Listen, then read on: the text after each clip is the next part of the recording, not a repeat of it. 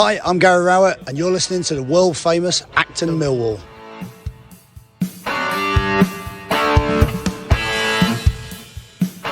Hello, dear listeners. Welcome to a Manic Monday recording with my Manic Monday colleagues, Michael Avery. Welcome to the show, Michael. Good afternoon, dear listener. Yes, Manic Monday, as the Bengals would say. It's Absolutely. rather busy few hours at the Den recently. And also Manic Monday, Harry. How you doing, H? I'm fully relaxed. I'm the calm before the storm, shall we say. A ruffled Harry's been swimming, listeners. You can't see it, but I can see it. He's been out to the swimming pool. Just before we start, chaps, I want to mention the No One Likes Us Clothing Food Hub Benefit T-shirt. It's at www.noonelikesus.co.uk. It's like a St George's Cross black, I think in various colours, black T-shirt is their lead one. It's got a St George's Cross with No One Likes Us and the Mill line on it. £15, and all the profits from that said T-shirt will benefit the Lions Food Hub, a fantastic cause that we back on this podcast. And well done to No One Likes Us Clothing for that initiative. Incidentally, boys, we've donated a total of £1,280 in the 21-22 season to the food. I think that's pretty good going, don't you? For a modest little podcast. Pokey little podcast around Podcast that doesn't do video. It's not bad going. Harry sat in his bedroom. I'm sat in a room at work. You're in a bucolic looking office in your place of work.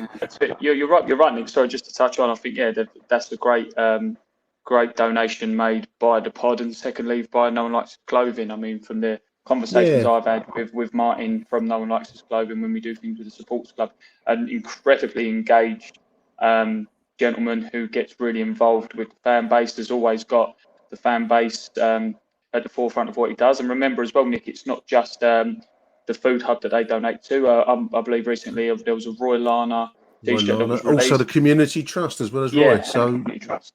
And I think there's a discount there, a supporters club discount, Michael, from memory. Yeah. So basically, every time you email, if you email the supporters club, if you're a member of the supporters club, we'll then obviously email you a discount code, but that's 10% off every item for the whole range all season, and then throughout the season, every month or not.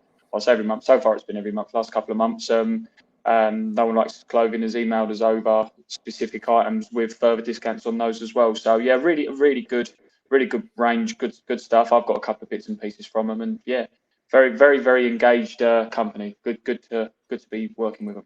The polo shirts are generally nice. I also want to stress to listeners, we ain't getting nothing out of this. This is all for the Food Hub. So, that's why we're promoting it, because the Food Hub benefit. But I do genuinely like their polo shirts. They've got a nice 1970s style line on it, 1885, and they look like good quality polo shirts. So fair play to No One Likes Us Clothing. Is this the bit where I do the Neil Fizzler? We're the podcast that doesn't take any money off you. I've got you, Neil. Moving along, the new season that was upon us, dear listeners. We are now, it's Monday. The season kicks off next Saturday, Mill versus Stoke City. Thank Christ, boys, the friendlies are over. I hate friendly football with a passion. Do you like it, H? The friendlies? I have not watched a minute of Millwall in pre-season. I don't know if that sums it up. That's ideal prep for a podcast. But I'm being honest. No. I've seen the results. I mean, having anything to do with Ipswich in general pains me to my core. So, and let's be honest, the friendlies in terms of this year, and I'd be interested to understand your opinions on this. The friendlies this year for me have been a disgrace, really, in terms of preparing us for what is aimed to be a more, from the way the squad's been built, in my opinion, a more attacking campaign. I think we should be playing more difficult opposition. I mean, we struggled enough against the opposition we had. That we had Watford drop out on us, didn't we? Michael, have you seen? Really Watford? Like, I know what you're saying. Watford are a championship opposition. There's no. Or I know it's. We're not playing Barcelona. I mean, we're not playing anyone that's going to have. We're not playing anyone that's come to give us a runabout about tactical shape defensively. And we haven't really played anyone that's going to sit in and try and get a result off us. We've sort of League Two teams are, they're doing their own thing. So are League One clubs, but I just feel like playing Dart. Are we beyond playing Dartford now? Do you know what I mean? If we're where we're aiming to go, it's just a bit shit, really. Dartford, Colchester, Michael. I mean, if you, we should mention we drew one each with Ipswich on Saturday. I didn't see any of it. Can't comment. I did go to the Hammerby game midweek. Have you been to any recent friendlies? You went to Dartford, of course, Michael. You did us a voice recording there, didn't you? Yeah. So in the nicest way, I'm a bit similar to you guys in the sense that pre-season friendlies don't really tickle any fancies for me. And even the ones, even though I do tend to occasionally dip my toe into European football and have a look what's going on the continent. When we've played the sort of Sociedads and Real Mallorcas and these and VFL Bochum a couple of years ago with Abdu's testimonial, went to that. But no, they don't really get too excited. One thing I will say though, you said about the quality of competition. Yes, it was behind closed doors and probably a bit more controlled. The listener doesn't see me doing the sort of rabbit ears, but we did put 4 past Palace. We did. Yeah. So, a surprisingly open game by the side of some of the others. I mean, I'm only going by the match report listeners, and I make no apology actually because I don't really do friendlies. But this was a 1-1 draw in our final pre-season friendly of the season. We took an early lead through Benik Afobe after some clever pressing, which we'll come back to, this whole pressing business, by George Honeyman, who I think is going to be a real hit this season. But it sounds like Ipswich made a bit of a comeback. They equalised in the second half, fortunately, apparently. But then they did have a plethora of late chances, according to Alex Jones, a plethora of late chances and hitting the crossbar in the dying embers of the game, Harry. So, I mean, it sounds like Ipswich took the game to us a little bit in the second half, which I don't know. I never know whether I should be bothered by friendly results or not. I want to believe I'm not, but you can't help but be a little bit, So it doesn't sound like a pulsating performance from the Lions, especially in that second half. No, I think sometimes it's easier to play these friendlies away from home because there's less, not pressure, but there's less kind of, you're the away side, you sort of come here. Their fans might not be impressed. It'd be a small crowd. It's not impressive. Like Ipswich are going to be there or thereabouts this season in League One. Yeah. I mean, they've been in that league from their point of view for too long. They play football. That's what they've signed this manager, who was a Man United academy coach for. The Palace result was the Palace result. Colchester, Dartford, I can't even say their team name. What's the Hammerby? Hammerby. There we go. We've played these sort of fixtures. Now, if we turn up and put a performance in on Saturday, then they've been good friendlies. The Millwall bipolar in me says that if we turn up Saturday and play like a bunch of rubbish going to the incinerator plant behind us, we'll be questioning what we've done all summer, even though we've spent a lot of Millwall money, I'd say, and look like, realistically to me, if I'm sitting there, I was filled with optimism from the signings, and then I've seen the friendly results, and now I'm a little bit, maybe we do need Jeff Wallace. Full house, I believe, Michael, Saturday. And in fact, I'm just looking at an interview with Gary Rowett on London News Online. He says how the friendly results shouldn't be taken too seriously, but we're set up to play in front of a noisy den. And I must admit, I thought against Hammerby, which I was enticed there by the glamour of Aaron's press box invite. So I did see that game, but it would have been a different game with a full house. As it was just one stand being open. So I'm really hoping that what we seem to be set up for a high energy midfield pressing performance, and the den should become responsive to that. I'm hoping that's what I'm hoping to see Saturday. How did you see it? It's interesting with pre-season because, like you were just saying there, Harry, like how serious do you take it? How serious do you take the results?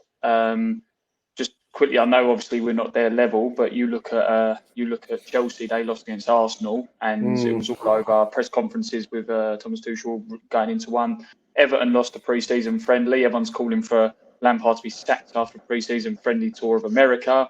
Liverpool lost to Man United in wherever they played abroad, and they're calling for their head there. So that's what I'm saying. I think I know we're a different kettle of fish, but the results, as Barrett says, there have been positive. But I do feel there's a bit of me, Nick, and I'm not trying to sort of say sour grapes a bit. This sort of goes back to the sort of pandemic games behind closed doors when it was so quiet. For Barrett to come out and say, "Oh, basically, we're only going to play well if the ground's full, or we'll play better if the ground's full," I think that's a little bit of a cop out, because, like you said, if you go on a little bit of a bad run, the attendances go down, or it's those sort of midweek February fixtures where you get a few thousand less in the stadium. Are you now automatically saying before the season starts, don't expect us to get any points if we don't get 16,000 people in the stadium? I don't know. I mean, I go around in circles. I mean, Harry. I mean, I was there on Wednesday, and Jake Cooper. I don't think Jake knows any other way other than to give 100%. He went in for a header earlier on and got clattered, and so did the Swede. And they were down for some minutes whilst the concussion protocols and all that kind of thing. And then he got up and it was okay. But I must admit, I went through that kind of double loop where you want to see a committed game, which is the very opposite of friendly football.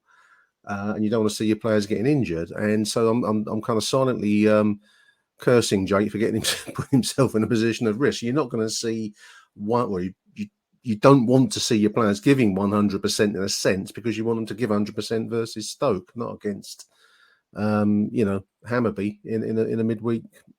Doesn't matter much kind of game. It's a strange double-edged sword in a way, isn't it? It is. It is a strange double-edged sword. It's also. It must be difficult as a manager to fit in. I mean, you presumably tell everyone to go out there, and it does matter because presumably players are playing for form, and therefore their place, or should be, everyone should have, when you bring your players back, your squad of 30, 40, whatever it is, everyone on day one should start the same. It doesn't matter what you've done last season. You should be picking the best players on form and performances. Problem is we all know that's not how football works anymore. People have clauses in their contracts and so on that they must play. Whether that happens at Millwall, I don't know, but there are definite clubs that do that. I think that, touching on what Michael said, that's worrying. And I saw another little thing. I put it in the group earlier on of Rowett already saying about, well, we're playing Swansea on Tuesday night, and then we've got Norwich on Friday. I don't understand how they pick this like 2 away games. Now you're going to get that this season, though, because you've got this. You are. But this is the point. Like, it is this season. It's a season we knew from 6-8 weeks ago. It's up to you as the manager of the football club and Millwall Football Club and the staff behind the scenes to plan their way through this season. I know it's difficult, and I just think that we need to start fast for a for loads of reasons. But this season, of all seasons, we need to start fast. We spent a lot of Millwall money. Millwall fans react to spending money in a weird sort of paradox that we actually get pissed off if you waste money. Like really, really pissed off, because we know you can't spend money. So if the players that we've brought in don't put a shift in and the results don't go away, we'll instantaneously turn that positive spin of the summer into, fucking hell, what have we been doing? We should have given Wallace all the money in the world, because that is literally the Millwall bipolar on a thing. But it's true. It's not me trying to go. I personally think that squad is good enough to finish in the top 6. It is good enough to finish in the top 6. Whether it does or not is a very different question. Well, that's going to depend on injuries and the amount of depth we can bring to bear. I mean, Michael. From what I saw, I've only seen Zian Fleming play on Wednesday night, and he was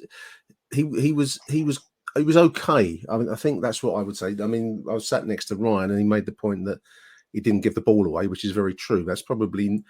You're probably looking for the killer pass, the spectacular with a £1.7 million Millwall player, because, as Harry's just said there, we do we don't have much to spend in a sense. I mean, I think one of the stars of the season is going to be George Honeyman, because he is much more of a Millwall style player. My worry with Zian is that he's a creative player, and they have good days and they have bad days. And where Jed Wallace, now gone, then going to come back, listeners, but where he would be prepared to take a creative risk and listen to the the criticisms from the terracing, it can be hard for a younger player finding his way through to take that same risk, try and pull the same move, and maybe it doesn't work, and then you get called all sorts.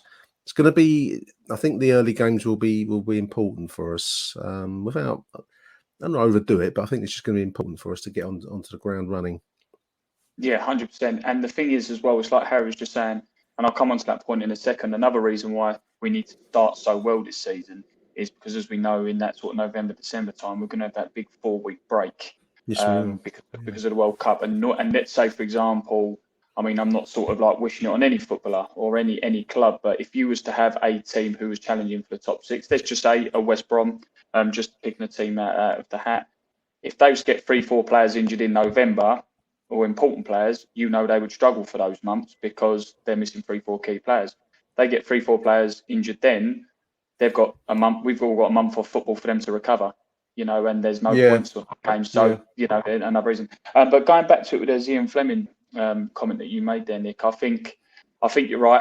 As much as you can beg and plead for patience, then we sort of know we won't get too much of it. But you said about Jed Wallace there, but another player comes to mind straight away when you was talking about him. He just literally came to the forefront of my thoughts. Was Steve Morrison when he first signed at Millwall. I mean, I always remember when he first started at Millwall how incredibly slow he was with finding the back of the net, not scoring, missing goals. It was some months. It was the famous Staines Town away, wasn't it? It was I always remember Leyton Orient, or what we used to say about Staines Town, but I always remember Leyton Orient away. I think we lost that game 1-0. What was a nil? It was an awful game. And driving home, listening to BBC London, it was literally Millwall fans shouting, "Get rid of him, he's no good," Steve Morrison. And then you've got Leyton Orient fans ringing up going, "We'll have him," because we obviously can see there's a player there and we'll give him some time. So, yes, we know that Millwall fans, patience-wise, it can be slightly thin, but and without trying to sound too woke, as Neil Fizzler was saying the other day about woke fans, you have got a player who's clearly got talent, because those. Oh, he's definitely got that. He's definitely got that. He's got talent, but you've got to remember as well, this isn't just signing for a new club, as in Millwall Football Club or anything like that. This is a completely different culture of football of him altogether. He's, as far as I know, he's not played many games in England or had any spells in England. So no, he's come through the Ajax. He's a baptism of fire. The Ajax junior, young Ajax, I think they call it. I think the thing to remember, I'm not just putting it on Fleming, because I think there's other players as well. The depth is an interesting thing. I think the squad as a whole is stronger than last season. The 5 substitutions may help us. Yeah. Because I think we've got a lot of different options. I think our wide options from the bench are outstanding. I think Mason Bennett, Tyler Bury, Fleming. He looked sharp Wednesday, Mason, Harry, as you mentioned his name. I think the 5 sub suits Mason Bennett, because we know Mason gets injured if he plays more than 60 minutes. So I think a fully fit Mason Bennett for 60 minutes, mollycoddled to stay fit. I'd rather have 55 minutes a week of Mason Bennett than have none. And I think 5 subs helps you do that. I think Tyler Bury has to be in the squad. I think this is a massively important season for Millwall's, I agree. Millwall's youngsters. Another creative, Harry, as well. Absolutely. Carrying the weight of that. Well, I don't think we should be putting... I'm putting more pressure on Fleming than I am on Tyler Bury. I'll be totally honest. I think that comes with a price tag. I also think that Tyler Bury's had less professional football than Zion Fleming, regardless whether it's in Holland or England. So I'd hold him to a higher standard. But that being said, Benicophobe staying and Bradshaw up front are, between the two of them, worth 20, 30 goals a season. I think Bradshaw could get in the Wales squad with a good start to the season. I do believe that. I think they are light up front, and if he scores more goals than Kiefer Moore between now and the start of the season, because Kiefer Moore's not going to get goals in the Premier League. I don't care what anyone's telling me, that kind of striker doesn't do well. Look at Mitrovic last time they were in the Premier League. Bradshaw should be fired up for the start of this season, and it is important that he gets us goals. And at the back with the Creswell and Shackleton, I mean, I can't believe I'm saying this. It's mad that the Millwall Leeds link up has come in in a strange. It's a love-in. strange It's way. like the new Woodstock now, isn't it? Mill versus I mean, Leeds. they're weird on fucking anything posted about one of their players on loan. I mean, it's like a loving caress to us. It's like we are the, like the Bermondsey has become another like another little town in Yorkshire. The way they're going on about it, but both of those are good quality players, though, Michael. I mean, Cresswell and Shackleton. I mean, both will be finding their feet still, so I think we have to keep that in mind. But I was impressed with both on from what we saw. Shackleton made, I think, a cameo appearance, whereas Cresswell was in it for longer. But they do look good quality, and they're both players that we have them for the year, but we wouldn't, in ordinary circumstances, have been able to afford them. So I think, as we said at the start, I mean, Harry said at the start, we've got a good looking squad together.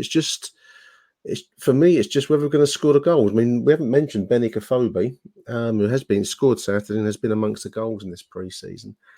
It's whether it's maintaining that in the real thing that's going to be the critical thing, because I don't think we'll get many chances, and what we do create are going to have to be taken. I think we'll be solid without being overly exciting up front, unless we see signings this week, which Rowett has hinted at. Achtung, Millwall. I think there's two positions. Sorry, Nick. I think there's two positions that, if we are going to get anything in this week, are vital to the success of our season.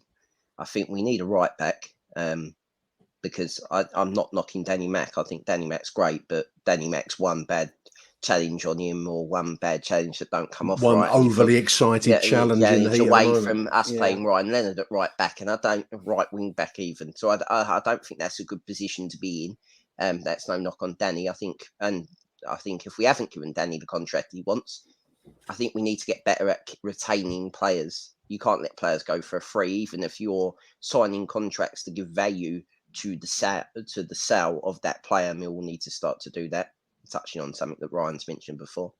And also, we need a striker, and we keep mentioning this Sims, who I've never heard of before, but apparently but it's like all strikers, all mythical Millwall signings online. Suddenly people come out the woodwork of hearing this person's good, even though I've never fucking heard of them, and I'll be totally honest about that. Michael, you want to say something? No, I was just going to say one thing I will say. I mean, we're talking about sort of Creswell and Shackleton and Honeyman and all these players, and again, the one pre-season I've been to, Dartford, Creswell was exceptional, but again, it's a Conference South team or National League South, so you can't look overly too much in it.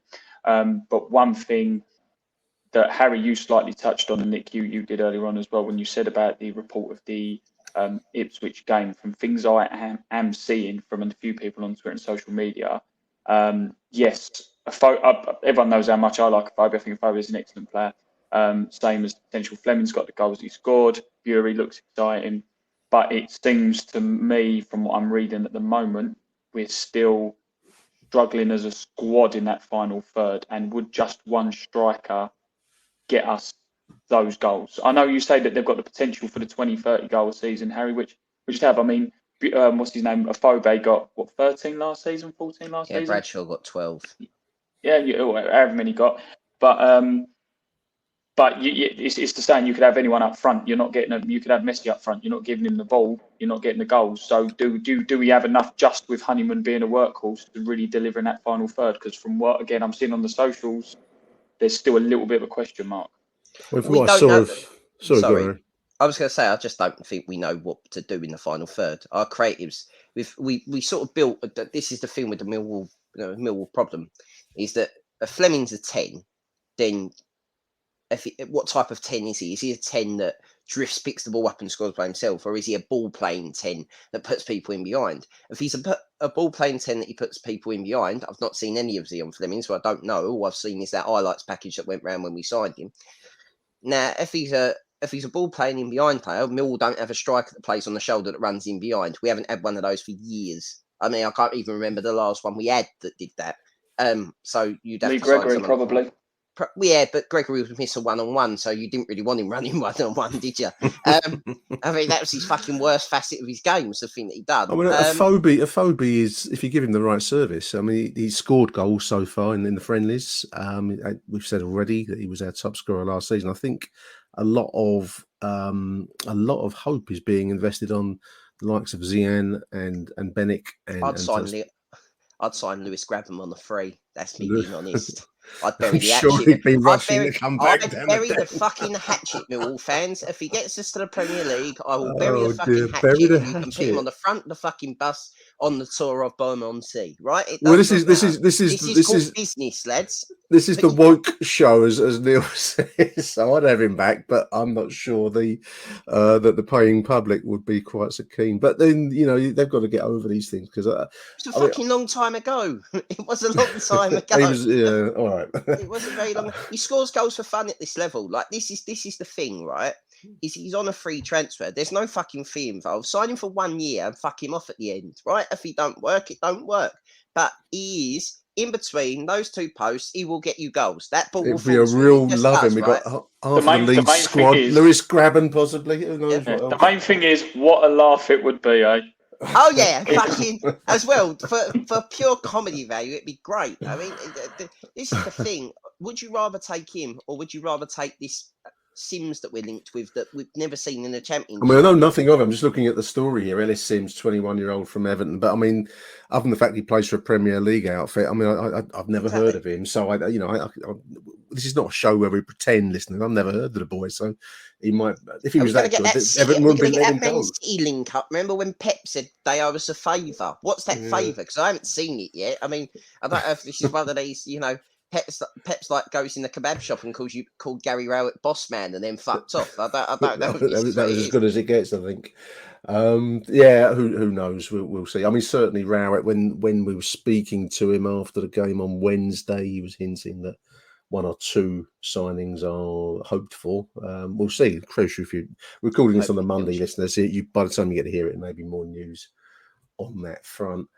One thing I had to laugh. I mean, in fact, Michael, you've picked it out already. There's a story on the News at Den where we're hoping to improve our high pressing this season.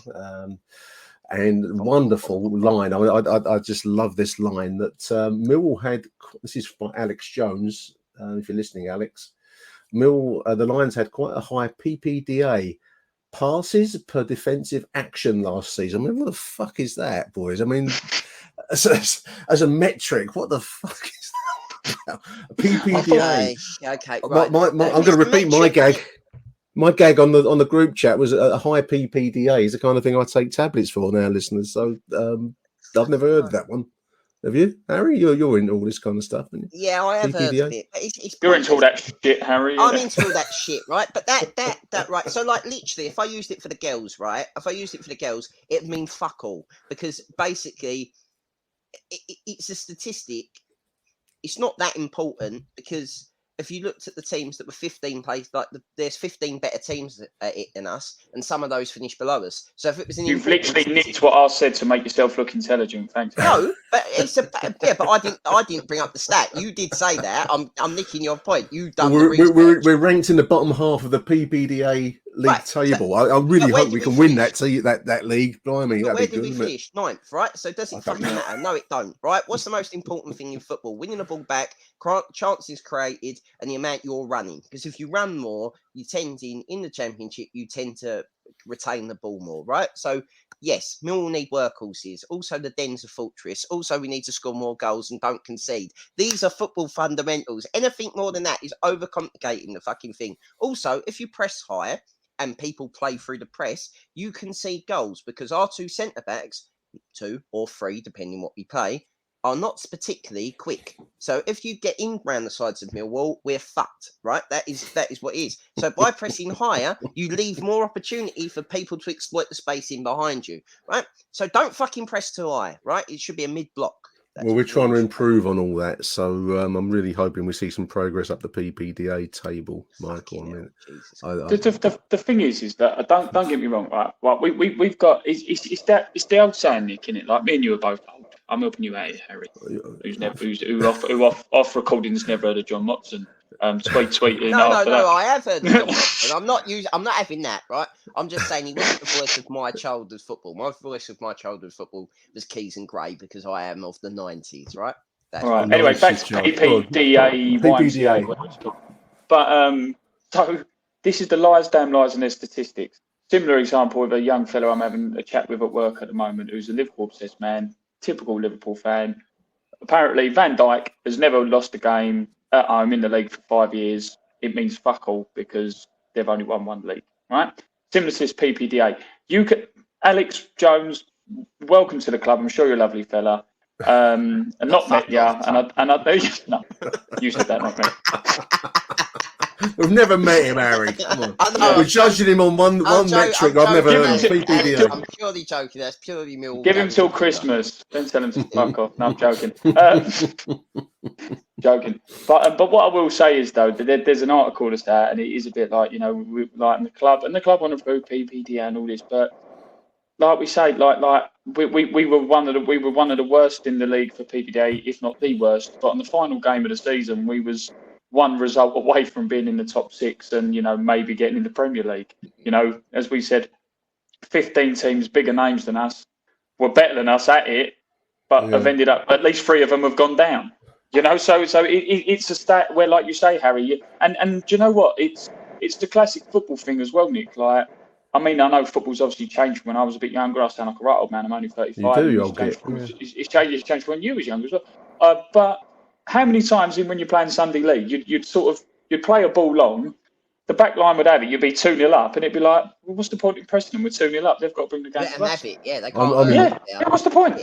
I'm intrigued by our 1998 side that won the Division 2 and got promoted to the First Division. What their passes, defensive action would have been, because it was mostly one straight down the middle. Get after it. Do you know what? I reckon. Basically, give it to Neil Harris. Let Neil Harris run off the left-hand side, cut inside on the right on his right foot, and bend it top corner. I don't know what that is in pressing, but that. Do you know what I reckon happened, Harry? A few years ago, I reckon Heather Abats, Peter the Savoury, was sat round the table, and they went, do you know why we went down this season? No, it wasn't employing Spackman, Donaghy and Tuttle and Colin Lee. It was because we had a poor PPDA. Passes per defensive action, listeners. There you are. You hear it here first.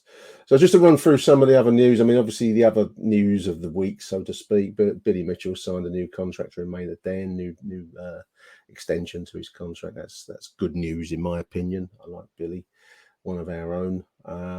We remain to see if there's any unfolding developments on the Danny Mac front. We've touched on that before. It's a strange little story in a way. Yeah, I think I can see players leaving. Can anyone else? Late business. I mean, we're staring down the last week of this season. I don't know. I mean, I think I get the feeling there could be some loanees. I get the feeling that people. Young players. I don't think you'd see. Alex Mitchell. I think I've read the defender. He's at Orient last season. I don't know where he might be going, but he seems destined for the outdoor. And I mean, we've mentioned it when I was speaking to Neil on Friday. Isaac Alofi, Tanto. Who knows? He was unlucky to hit the post the other night, but he didn't really show much in his outfield play. Anyone want to link in any potential Championship, League One, League Two, or Conference clubs for George Evans to fuck off to? Anyone want to do that for me, please? Apparently, he's had an all right pre-season. He was all right. Well, he played a little bit on. So what Millwall Wednesday midfielder are you dropping? Fucking George Evans. Well, I wouldn't. I would have him on the bench for the 5 substitutes late in the game. Fleming, play Evans as your 10. Evans is probably on about $8,000 a week and worth about $2,000 a week. That's fucking that's again. I mean, we got rid of Clifton Bell, so next season's job is to get rid of George Evans. So let's start that now. I'm holding the fact that I basically cunted Ryan Woods off for 2 years as the reason. You think that was a deciding factor? Yeah, I think so. I'm taking credit for that one. So I mean. And Tunnicliffe, because they've all gone on. Everyone tells me about what I'm talking about, but they've all gone on to have stellar Championship careers. Haven't they? All I'm going to say on our influence, listeners, is the world of podcasting can be an ego trip for some, but not for me, because when I did finally get to meet Gary Rowett after the game on Wednesday, he thought I was Dan from Lions TV. So the shows how far our fame extends. So did you feel like he picked up a salmon and slapped you around the face with it, or did you? I don't mind. I don't mind, Dan. He does different things what we do, but that's anyway. Never ever, believe your own publicity. As all Billy Taylor stands sort of off to the right hand side, just with an ash. No, Max. I know Max and Billy. They're good. They're good boys. Achtung, Millwall. No One Likes Us Clothing is the clothing range designed by Millwall fans for Millwall fans.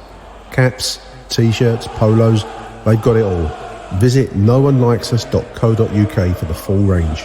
Or if you're in Bermondsey on a match day, why not have a pint in the Blue Anchor pub and pick up a Nolu polo shirt, Nolu clothing at www.noonelikesus.co.uk. Achtung, Millwall. Chaps, it is the prediction season. I've already been contacted twice over now by Live Score. Hadn't heard them. They're an app apparently, and they wanted my thoughts on the 22-23 season, and then also Richard Corley. They're all very similar questions, but I thought I'd bounce you two with the questions and just get us to consider the fairly standard questions that these magazines and apps look for listeners. So this is the Live Score questions to me, which I have replied to, and they'll be online shortly. Nothing very revelatory, listeners, so don't get too excited over my comments. But first question then for Michael and for Harry. Michael, did 2021 go the way that you expected it to at Millwall? Did you get what you expected last season, mate? I actually think results and table-wise, we finished better than I thought we would have done. Finished ninth, didn't we, in the end? Harry, did you get what you expected last season? No, I suppose with the benefit of hindsight, we've done better than what I thought we would do. However disappointing that is. Yeah, I mean, my reply to because it's a good question, but I think for anyone outside the Millwall bubble, it was a good finish in the end, and we went to Bournemouth on the last day, still in with an outside shout with other results, and I accept that that's not beyond your control. But to be still in with a shout of playoff football on the last day was a very good achievement in the end for the club. But mixed into that strange season was some pretty dire spells of football, losing streaks, and streaks where we couldn't buy a win or couldn't score a goal and so on. But then you have other bits where we played some decent football, and we were getting some W's in the results column. So the question was, did it go the way that I expected? And I kind of did go the way that I expected, because I kind of expect us to have good bits and bad bits. I'm kind of expecting it again this season. I think we'll go close at the end of this season, but I do think it's going to be a bumpy road to get there. Because that's Millwall. We never dominate, do we? We have good phases, and then we have less good phases. Spot on. Shut them up, listeners. I mean, I don't want to jump the gun because they're questions. So I'm thinking. I don't know if I expect different this season. That would be. Well, this is the next question. What are your expectations for 22-23? I mean, Harry, what's your expectations for this season? Expectations, not. I don't know. It's the difference between what do you think is going to happen and what do you expect to happen. Do you know the subtle difference? So expectations, playoffs. It has to be. You can't spend the amount of money Millwall have done without having that as an expectation.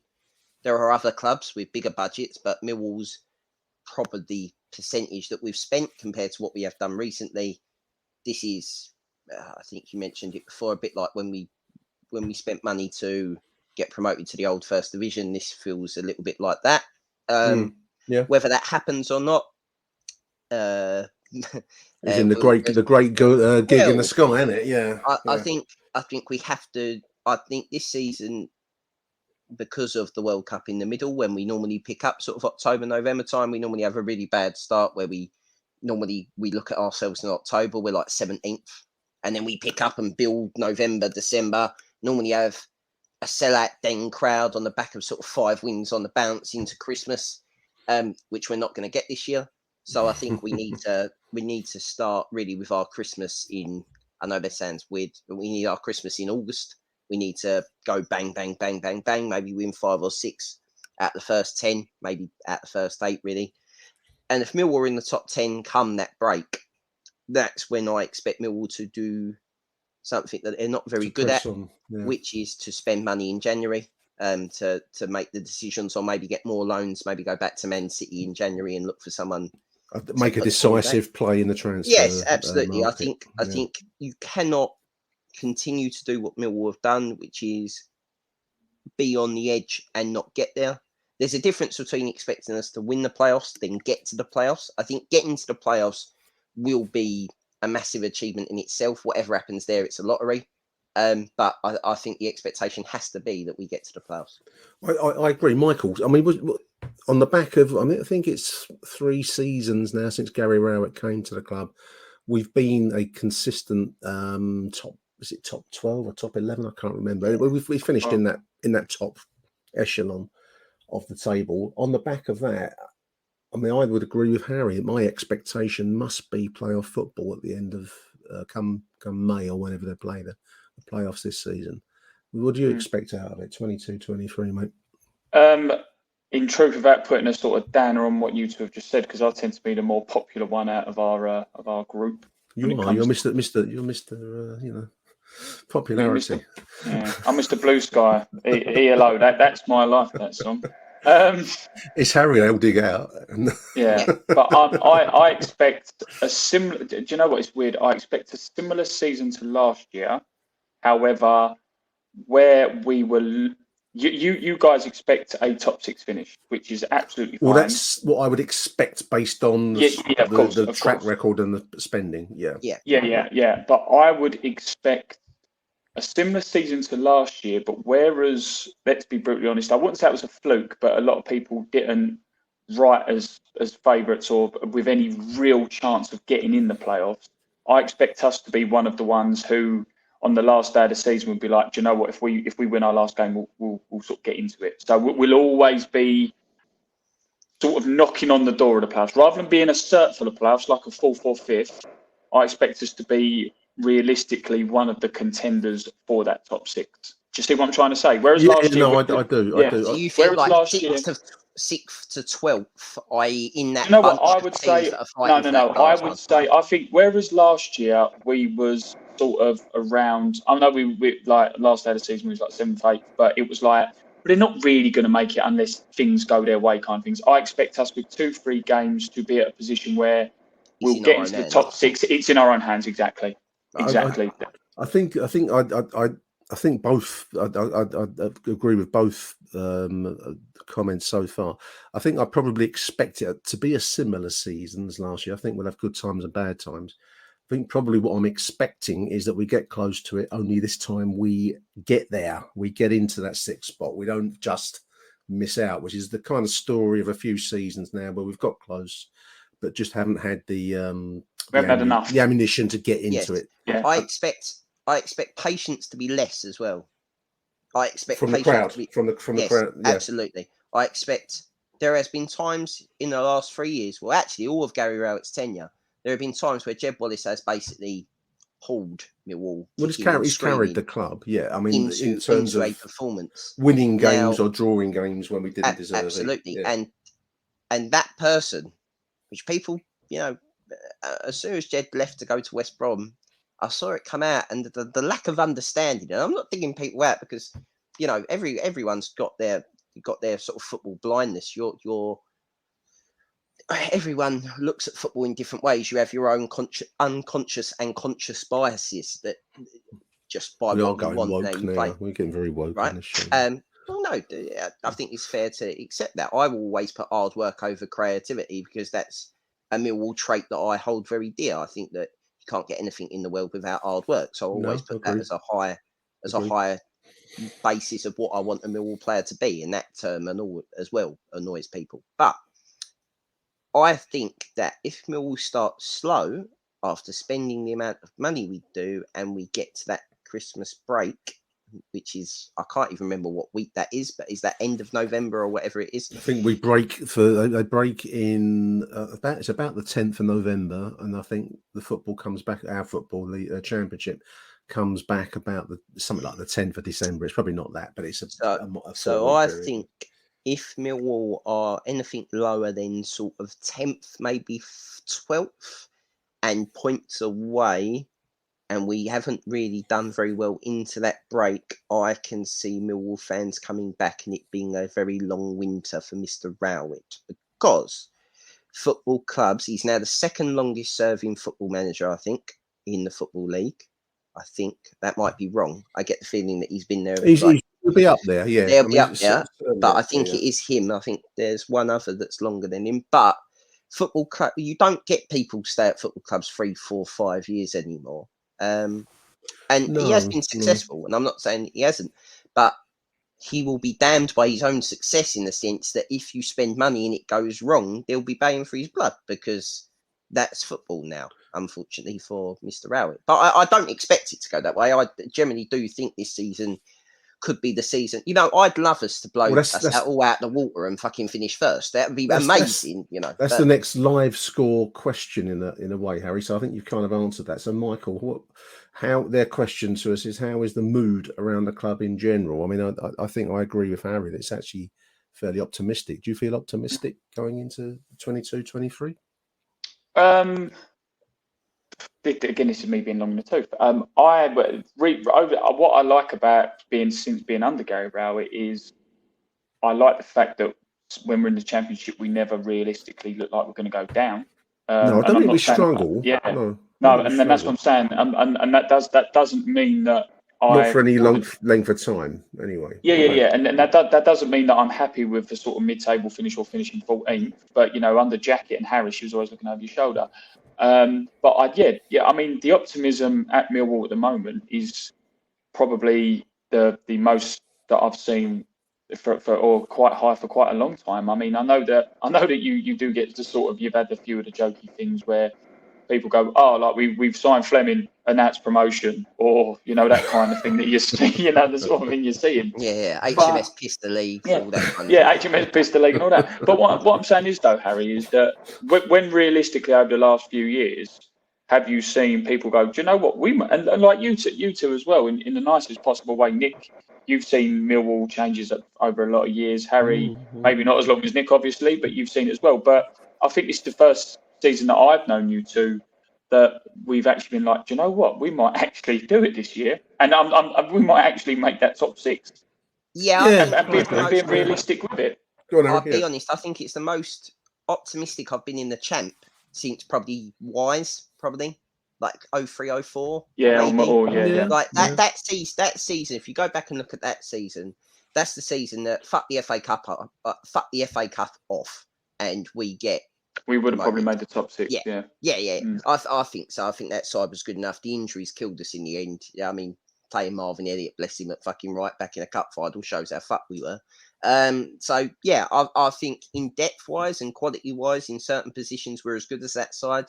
As football change, probably as are their teams with bigger budgets. There are also a lot of batshit crazy teams in this division, which helps us massively, because a club that's run like decently, no real madness off the pitch apart from us, really, as a fan base. But other than that, like, the business side's very solid and the manager's pretty solid. You compare us to a Birmingham or a Burnley. Yeah, I mean, they're basket case clubs, aren't they? Or even Watford, to a degree. You look at Watford. If it doesn't work for 6 weeks, they sack their manager. Yeah. Exactly. So I'm looking at, I've looked at that Not the Top 20 pod and the second tier podcast and all that, and they've seemingly, I mean, they've got Cardiff finishing above us, which I can't see in a month of Sundays. I watched Marlon Romeo for a number of years, as we all have, and he is not a Championship right back that's going to finish in the top 6. I'm very sorry. He's defensively not good enough to do that. And they're putting him as their starting right back.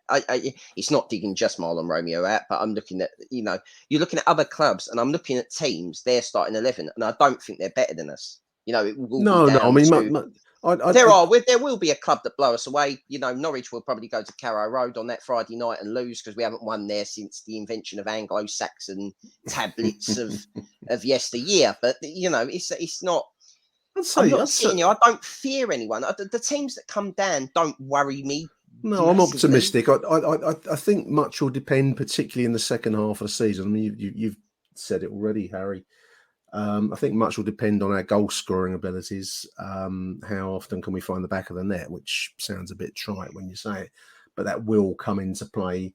Because I don't think we'll struggle. There's absolutely no reason why our side should be looking downwards at any stage. It's just how far up from mid-table we can seriously get if we can or we can't score goals. That's going to be where the season turns for me. I think it's important how important our set pieces will be this season.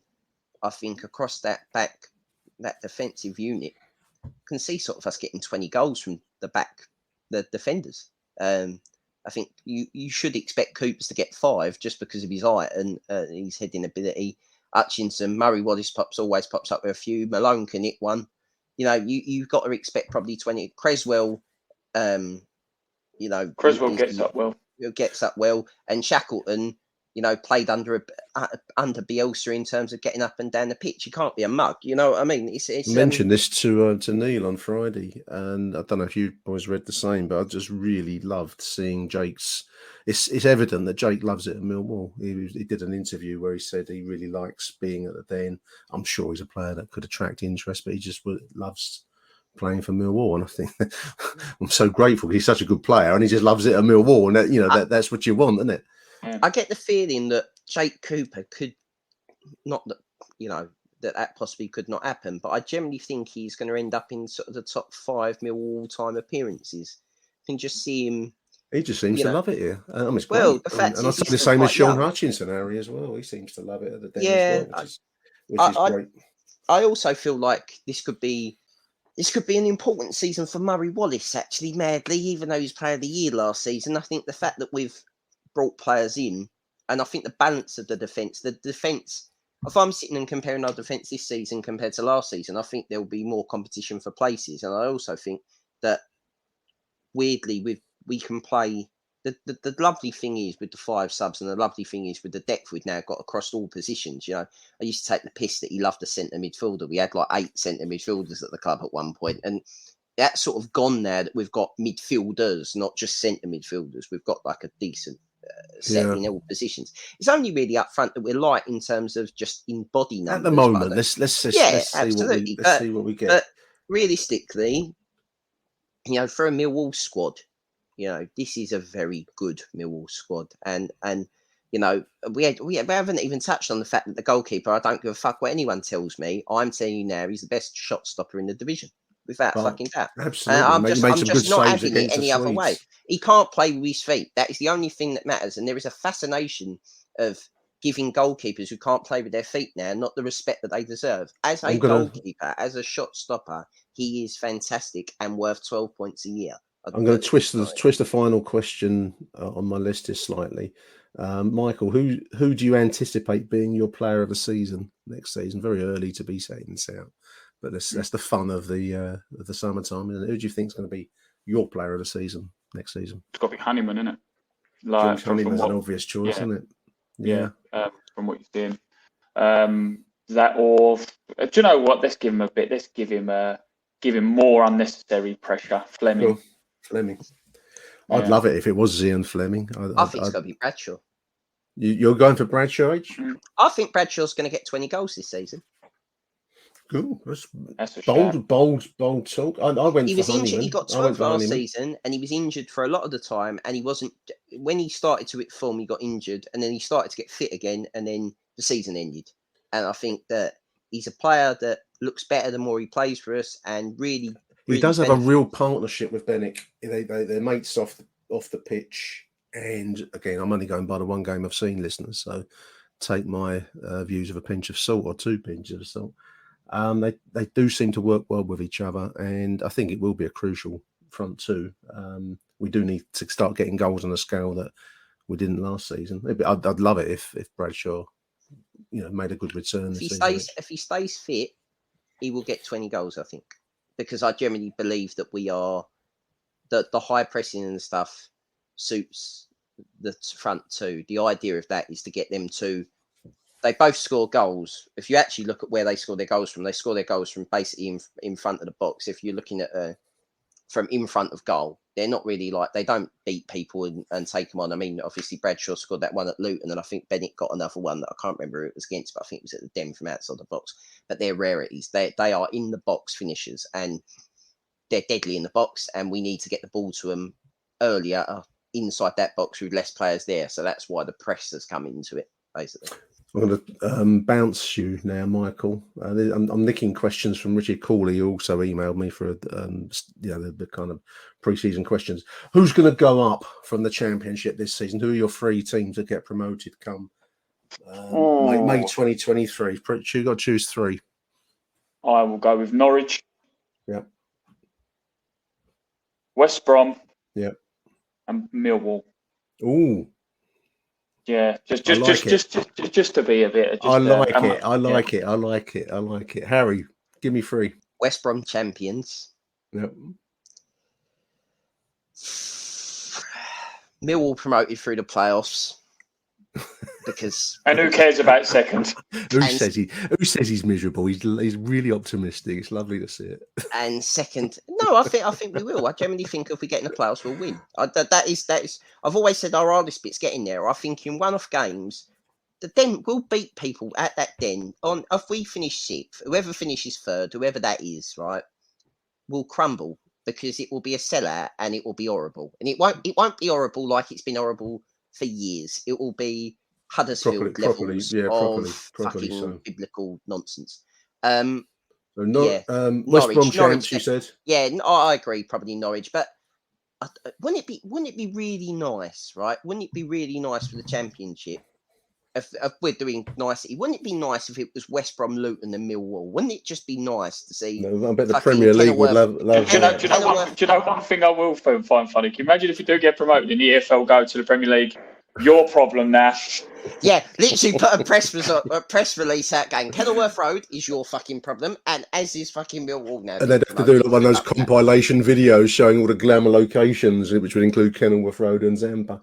You know, when they do the Sky VT for the start of the season, they do the new sort of infographics, and they go around to each club. I bet the Premier League, like Match of the Day, all that shit, just spins round across the top. I bet they literally show the. No, will be. You know, like on Match of the Day, they do those really nice graphics at the moment. They zoom in from satellite level, don't they? And it's got like the sort of like the magpies flying from the Newcastle badge and all that. It will show a fucking massive fish for Zampa fish. It won't show the dead.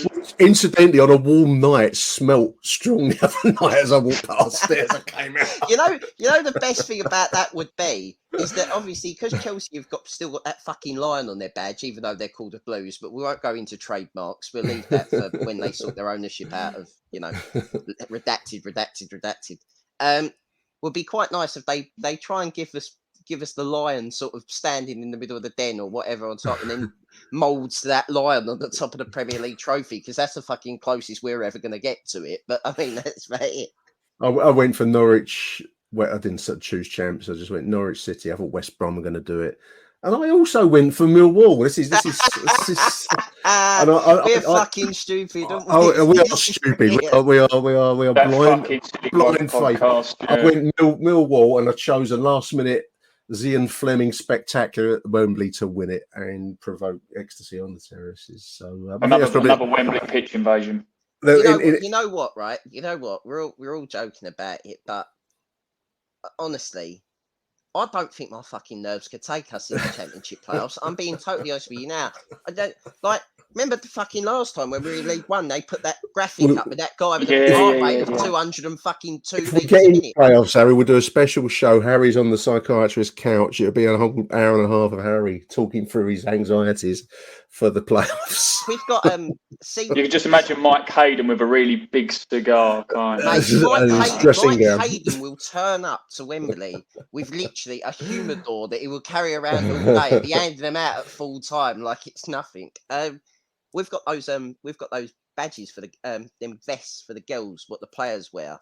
Yeah. And I think I might have to nick one for the playoff final so I can do a live reading to make sure I don't need to go and find St John's ambulance. There you go, listeners. We've got it all carved out. We've got last minute Wembley winners. Mill getting promoted to the Premier League. This is why you tune into this show. 9 months later on Saturday. It's going to seem like when we've lost 3-0 to Stoke. Cut this now. 9 months later, fucking last day. This will be used as evidence against us in a court of law. 9 months later, when we're next May, and we've got Millwall face a do or die relegation special, and you're going. Do you remember before the season when we were saying we're going to be in the playoffs? Just another Manic Monday, listeners. Thank you, Harry, for coming on the show, daytime, and thank you, Michael. Pleasure as always, Nick. Thank you. No problem. Thank you, listener. Sorry Thank for the you to you bullshit. too, dear listeners, and yeah, we'll see. We're going to win the fucking league, lads. You have been listening to Achtung Millwall. Please do leave us a review at Apple Podcasts. Danke schon. Up the lines.